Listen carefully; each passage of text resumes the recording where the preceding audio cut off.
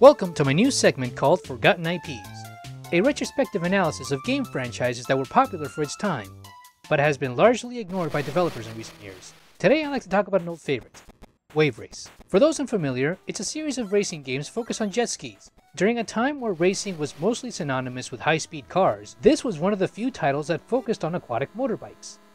The first title of the same name made its debut in July of 1992 on the Game Boy. The first game was a relatively simple jet ski racer.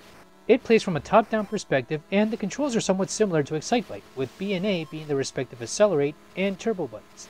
Pressing left or right on the D-pad causes your jet ski to rotate clockwise or counterclockwise, which can be confusing at times when making sharp turns. For a simple game, it offers a fair amount of challenge with obstacles and ramps, vortexes, and buoys, among other things.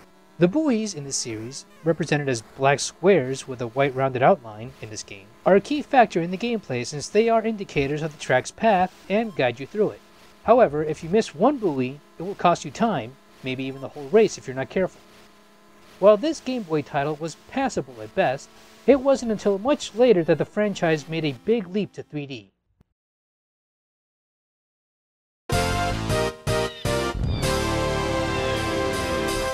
Released in late 1996 for the Nintendo 64, the Waverace series made an impressive transition to home consoles with Waverace 64.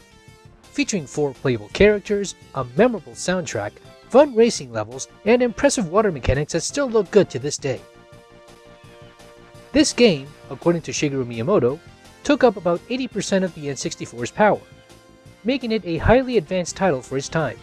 The game's buoy system is more relevant than ever. If you pass more than 5 of them correctly, your jet ski revs up to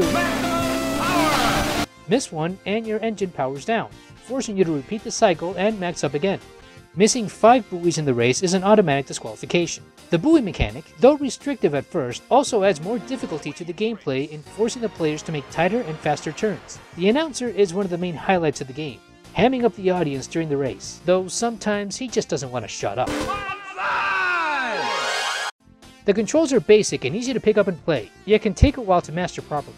Aside from the championship mode, the game offered other modes like time trial, 2-player mode, and stunt mode to add variety to the game. The title received high praise for its simple controls, visuals, and water mechanics. It is often considered one of the best racing games around for its time. In July of 1997, the game was re-released with Rumble Pack support, though this was exclusively for Japan. Interestingly, this version has altered songs, added sound effects, different track titles, and a ghost function for the time trial mode. The game overall was a modest hit for the Nintendo 64, and interest for a sequel was in consideration. But that would have to wait for Nintendo's next console, the GameCube.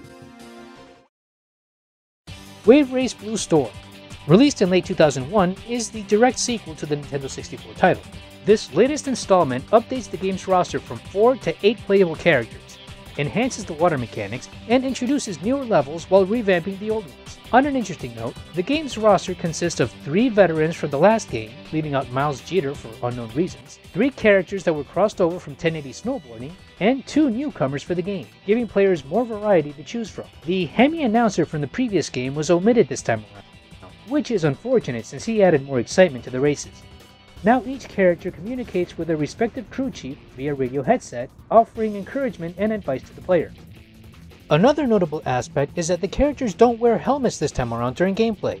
In Waverace 64, the characters usually took off their helmets while celebrating on the podium after the final race. This time, the developers chose to sacrifice safety for model diversity. Well, this is a video game after all. The game also brings back additional modes of the last game. However, despite the praise, it also had its share of criticism, mainly for being too overly familiar from the N64 predecessor. The joystick controller of the GameCube was twitchier and demanding. Lastly, the game's difficulty felt higher than in the N64. Overall, the game is considered a solid launch title for the GameCube.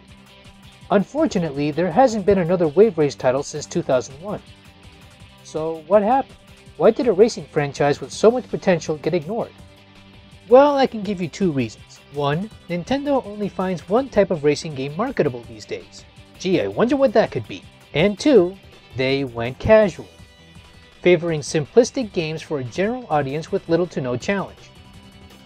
I bring this up because of a report that surfaced about Nintendo developing a patent on motion controls regarding the jet ski or motorcycle racing concept on the Wii. But the thought of developing another Waverace game with these controls were scrapped in favor of Wii Sports Resort and its basic jet ski minigame instead. Now, will Waverace ever return? All I can say is that not all hope is lost. In 2016, it was reported that Nintendo applied to renew the trademark of Waverace, hinting at the possibility for this intellectual property to return someday.